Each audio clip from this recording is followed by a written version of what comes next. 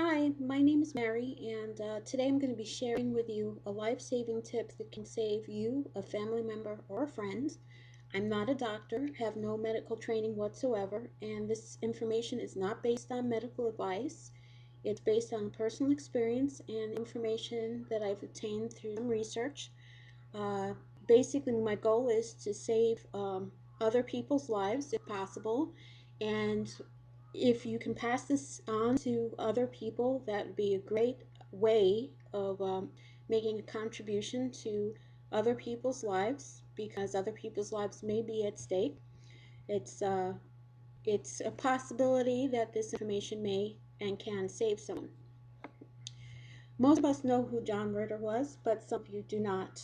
John Ritter was a famous actor. He was in several shows, and even if you don't know who he was, you should know about him. John Ritter was a famous actor who died in September 2003. He was on the set of his show when he began experiencing some symptoms. I didn't know him personally, but I heard of his story through the media and read about it. And it related to a personal circumstance of mine, and that's how come I am bringing it to you. When Jack arrived at the hospital, doctors treated him as though he was having a heart attack. Again, he was on the set of his show, doing what he normally did day in and day out, and he wasn't feeling well, and he was transported to the hospital. And when he arrived there again, he was treated as though he was having a heart attack. And this can apply to millions and millions of people. Millions and millions of people go to the heart attack with symptoms of a heart attack. And again, I'm not a doctor or don't have any medical training, but this is important information that I want to share with you. Um, Jack was not having a heart attack that day, and unfortunately, they treated him as though he was. And unfortunately, Jack lost his life in the hospital that day. Again, I don't have all the facts and don't have all the personal information to say what went on in the hospital that day, but through the media and through information that has been published, my understanding is that Jack was treated as though he had a heart attack and he was not having a heart attack that day. My understanding and what I've read is that Jack died of an aortic dissection. And an aortic dissection, again, I'm not a doctor, don't have a medical background, but an aortic dissection gives a lot of the same symptoms that someone is as though they were having a heart attack. And so many people who present themselves to a hospital with this extreme pain in the heart or heart area believe they are having a heart attack, and when they really are not. See, my father came very close to dying from an aortic dissection. He was told that he had less than a 7% chance of living. I was told to go in and say goodbye to my dad as though this would be the last time I'd be speaking to him. And those were the exact words the surgeon used. Go in and say goodbye as though this is the last time you would be speaking to him. But what I didn't know is I had actually already saved his life before he went into surgery. And that's the information that I want to convey to you. My father, like Jack, was being treated as though he was having or had a heart attack. And that's very common. If you have pains in the chest and it's an emergency situation, doctors don't have your whole information, your whole chart. They really don't have much to go on. So they only go based upon what people are experiencing and how they're feeling. They take all of your vitals and make a decision and say, okay, well, this is a heart attack. And that's exactly what happened in my father's case. As doctors will later find out, my dad was not having a heart attack. He did not have a heart attack, and he was not having a heart attack. As it turns out, a quick decision I made saved his life, and I was only 19. I'm much older now. But I wanted to share this with you because I hope that maybe you can save someone else's life, maybe someone close to you, or you can pass this information on to someone who may be able to save someone else's life. The goal is to save lives here. See, my dad lived over 20 more years because of a quick decision I made. And he's now deceased, but Again, he lived 20 years, over 20 years, because of a decision I made in an emergency room as a 19-year-old. Had I not made that right decision, he would have died. If any of my other family members were there, the outcome would not have been the same. I know that for certain because people tend not to go against medical advice, and I went against medical advice that day. And I'll explain how I did and why I did. See, my family members, had they been there in the hospital with me and my dad, they would have made a decision that would have instantly killed him, as I would learn. You see, doctors wanted to perform a test to see what was wrong with my dad. And it's common. We want to know what's wrong. You go into the emergency room, it's an emergency situation, his life is on the line. Doctors were just anxious to find out, well, what's wrong? How can we help this man? And that's a very common thing, obviously. And so most people would not go against medical advice under those circumstances because you want to find out what's wrong and you want to take the steps to correct it as soon as possible. Well, I was 19 years old and I don't know why I would not consent, but I didn't. I did not consent. The doctors wanted to perform an invasive test, and I absolutely said no.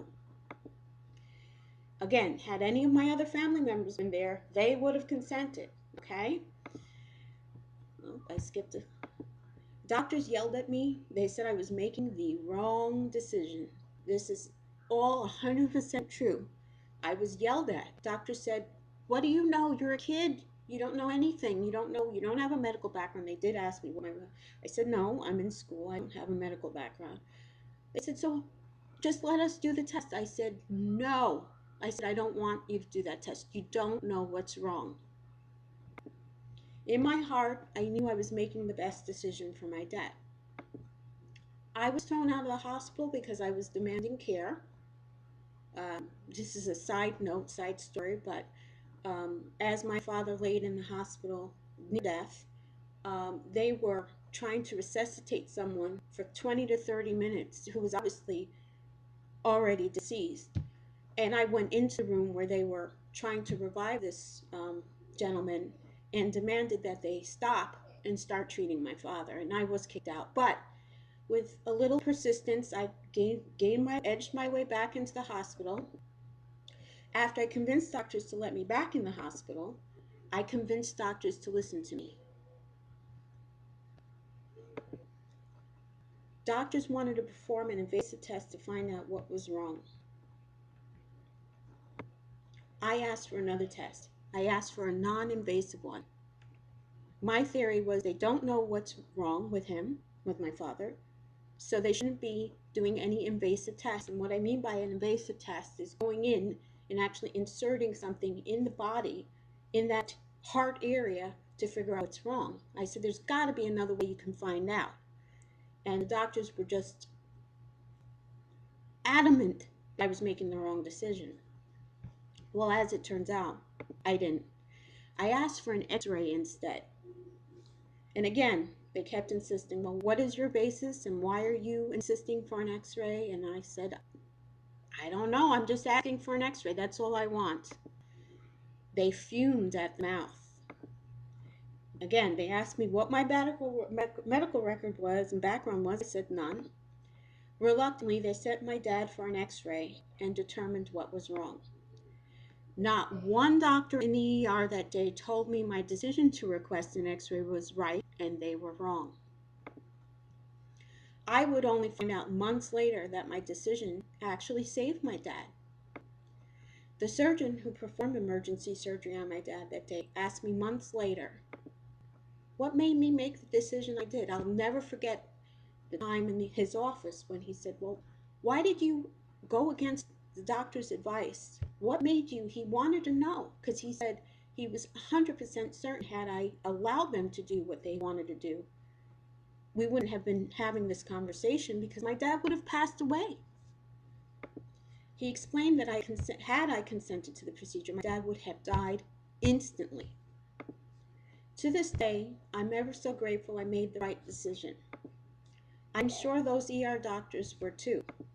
Now, I am not advising anyone to go against medical advice. That is not what I am talking about here. Okay. First off, I just want to educate people on the fact that sometimes people present themselves for what appears to be a heart attack and could be something else, and they need to be aware of that, and they need to ask questions. When faced with an emergency situation, always ask questions when you can. Now, this does not constitute medical advice. Also, I want you all to ask your doctor about aortic dissections, because when you think about it, it is such a rare thing that can happen, but can happen. So if when faced with a situation, you want to know how to deal with that type of situation. So your best bet is to ask your doctor about aortic dissection, because it can happen to anyone. If it happened to Jack Ritter and happened to my dad, it can happen to anyone. Now, best thing you can do for yourself, for your family and friends and other people who you don't know is share this link for this YouTube video with someone you know, because it may make a difference. And I want to thank you for taking the time to listen to this lengthy video. And again, share this link, because you just don't know, it may save someone you know.